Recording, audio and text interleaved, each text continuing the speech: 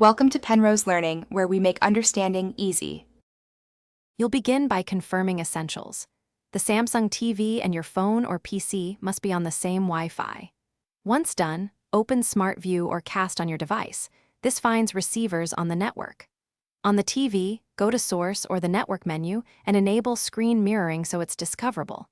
You're starting the connection process now, not troubleshooting yet, so make sure both devices show active Wi-Fi and the TV's mirroring screen is visible. Now you connect. Open the Cast or Screen Mirroring option on your device and tap your Samsung TV's name.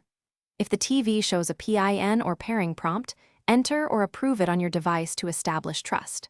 On Windows, use the Connect panel and choose the TV under Wireless Displays, Miracast, while Samsung phones use Smart View, select the TV and allow permissions. Once paired, the device negotiates resolution and audio automatically. Wait a few seconds. Finish up by checking picture and sound. If the image is cropped, change the TV's picture size to fit or 16:9 or toggle aspect on your device. To stop, use the device's cast button or hit source/stop on the TV. If it fails to connect, try a quick fix. Turn Wi-Fi off and on, reboot the TV and phone, and retry pairing. This resets the Miracast/Smart View handshake.